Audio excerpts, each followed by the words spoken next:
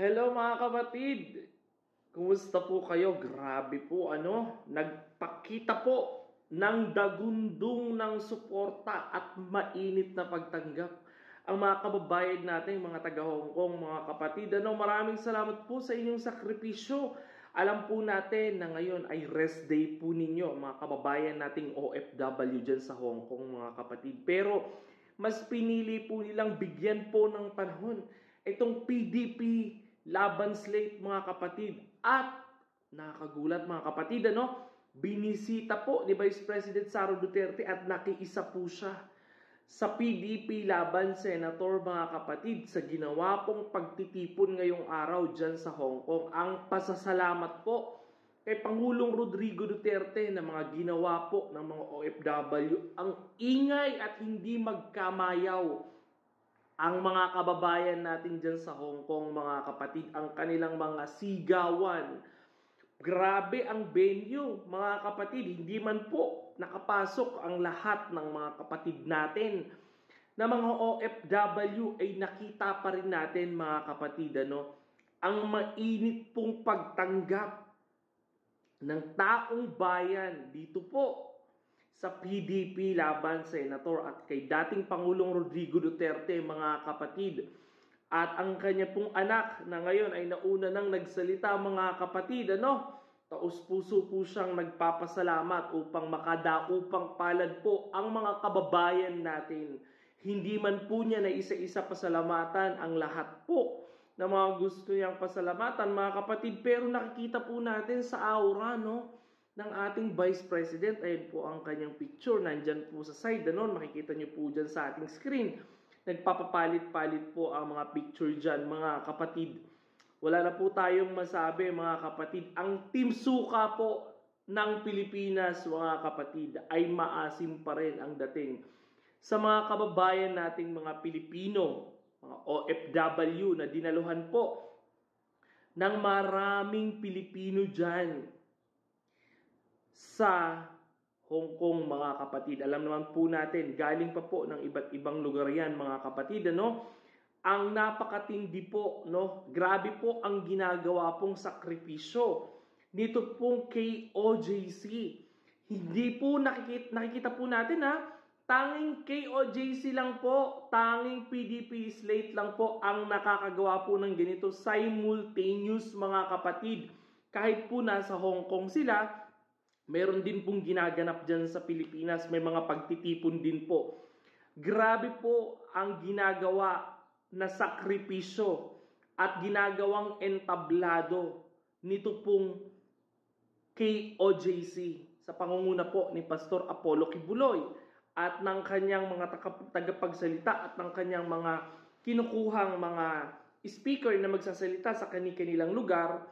Ay may mga kinatawan din po sila, mga kapatid. Isipin nyo po kung gaano kagaling at gaano kaorganisado ang ginagawa po ng mga tauhan po at ng mga kasama po sa organisasyon ni Pastor Apollo Kibuloy na ginagawa po nila ang lahat upang magkaroon po ng stage at makapag-dialogue po at makakonect po sa taong bayan sa pangunguna po nitong KOJC, mga kapatid. Sila po ang may sakripisyo ng lahat, mga kapatid. Ngayon po, nasa Hong Kong sila, pero nakikita natin, ilan po sa Pilipinas ang nagsa-simultaneous ngayon, mga kapatid. Meron sa Bulacan, meron sa Quezon City, meron sa Rizal, at sa iba't ibang panig pa po ng Pilipinas, mga kapatid. Nag-iikot po sila. Kayo po, ano po ang nakikita nyo dito, mga kapatid? Ang mainit pong pagsuporta ng maraming Pilipino sa pamilya Duterte, mga kapatid, ay hindi po magkamaliaw, mga kapatid. Nagsisigawan po, kinikilig, at nag-uumapaw ang saya. Hindi po nila mapakita ng malapitan, mga kapatid. Pero nararamdaman po ito ni Vice President Sara Duterte nang siya po ay tinawag ang kanyang pangalan, mga kapatid. Dumadagundong ang ingay, nakakakilabot na sigawan, loob at labas po ng event na pinaggaganapan po nitong pasasalamat kay PRRD, mga kapatid. Nakita natin ang itsura po ni Vice President Sara Duterte ay wala pong kakupas-kupas, ang ganda, mga kapatid. Isa yan sa mga kinakagalit po, nitong mga kalaban po at mga galit na galit dito po kay Vice President Sara Duterte dahil hindi nga po nila mapabagsak hanggang ngayon. Ngayon po na nandyan pa po sa Hong Kong at alam po natin na hindi lang Hong Kong mga kapatid, mangyayari ang mga event na ito. Dalangin po natin na makarating po sila sa iba't ibang panig ng mundo basta may Pilipino. Sana po ay magkaroon ng mas malaking venue para sa mga malalaman nating mas mga malalaking lugar gaya po dito po sa Middle East. Marami pong mga OFW dito at marami pong nag-aantay mga kapatid na mga OFW dito sa Middle East upang magkaroon sana ng event, no? Ang ito pong ginagawa po natin dito, ginagawa po dyan sa Hong Kong, ay dalahin po nila sa iba't ibang panig ng mundo. Ito po ay pagkakataon po nila upang makuha po ang suporta ng maraming mga OFW. Alam naman po natin na ang mga OFW ay hanggang ngayon, marami pa rin po sa mga OFW at karamihan pa rin po ng mga OFW ay alam natin na nagmamahal, pinipili pa rin po ang PDP laban Senator Slate. Kaya pakiusap po natin mga kapatid, suportahan po natin ang paulit-ulit po nating sinasabi dito na tulungan po natin mga kapatid ang kandidato po ng Duterte Slate dahil alam po natin nakasalalay po dito mga kapatid dahil magiging critical po ang lagay ni Vice President Sara Duterte kung patuloy pong inuusig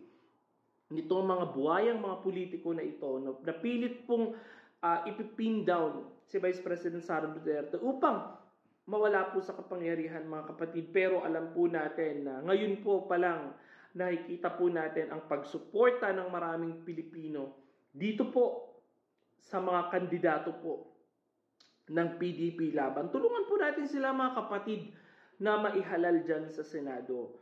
Kausapin po natin ang ating mga pamilya, iboto po natin at suportahan, ipakilala po natin ang kandidato po ni Pangulong Rodrigo Duterte, ni Vice President Sara Duterte. Ngayon pong nakikita na natin si Vice President Sara Duterte na umaakyat po sa entablado upang ipakilala at bigyan po ng pasasalamat ito pong mga senator natin mga kapatid, ang kanilang mga magigiting na pagtindig, ang mga pagod po ng mga kandidato ng PDP laban na mag-ikot po sa Pilipinas na pilit binabato ng putik ng kanilang mga kalaban ay grabe po ang kanilang pagpapakumbaba.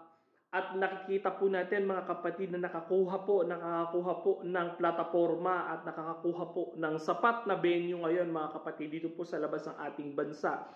Ay nandyan po, ay nakikita natin ang hiyawan, palakpakan at mainit na pagtanggap mga kapatid ng mga kababayan nating Pilipinong mga OFW mga kapatid. Ang Hong Kong, ang tindi nyo Hong Kong, ang lupit nyo. Saan kayo kumukuha ng energy nyo? Gayong Sabado ay, gayong Linggo lang po ang pahinga ng mga kababayan nating OFW dyan upang sila'y magkatipon-tipon, makasama ang kanilang mga pamilya, makapagpahinga, at mabigyan po ng panahon ng kanilang mga sarili, ay pinili po nila na makadalo sa pasasalamat po na ginaganap ngayong araw, na inorganisa po ng Kingdom of Jesus Christ. Hindi po kayo nagpadala sa anumang tensyon, pagod, puyat, na makausap po at makadaupang palad at makita po ang mga Duterte Slate, lalong-lalo na ang alam po natin kung bakit po kayo nandyan ay upang masaksihan po ang ating pinakamamahal na dating Pangulong Rodrigo Duterte na hanggang ngayon ay wala pa ring pikas at inaantabayanan pa rin ng maraming Pilipino at ng buong mundo kung ano ang kanyang sasabihin mga kapatid. Handa na naman po ang kamera at ang mga media ngayon mga kapatid na nakatutok po ngayon dito sa ginagawa pong pagtitipon sa Hong Kong mga kapatid. Masaya po tayo mga kapatid dahil ang mga kababayan nating OFW dyan sa Hong Kong, mga kapatid, ay hindi po nagpapakita ng pagod, tensyon at pangungulila sa kanilang pamilya bagkus nararamdaman po natin ang kanilang presensya.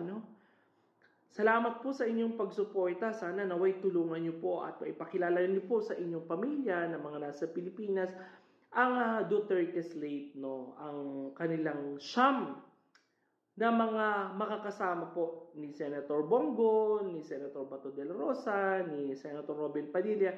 Diyan sa Senado, dagdagan po natin ang kanilang bilang dahil nakasalalay po dito ang impeachment po na gagawin kay Vice President Sara Duterte na alam naman po natin ngayon pa lang ay hindi ipahihintulot ng Diyos, mga kapatid. Ano?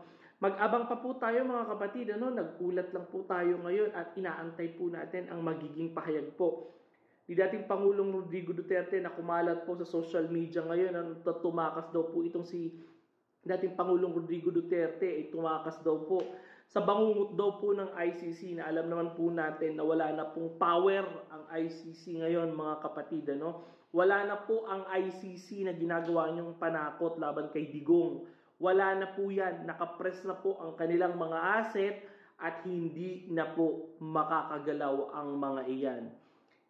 Nananaginip na lang po ang Pilipinas. Tanging ICC na lang ang ginagawa nilang panakot kay Tatay Digong, mga kapatid, na wala naman po at hindi na pinaniniwalaan ng maraming Pilipino at ng mga bangag administration na pilit na ginagawang panakot ang ICC laban sa mga Duterte, mga kapatid. Kayo po, mag-abang po kayo ang tabayanan po natin.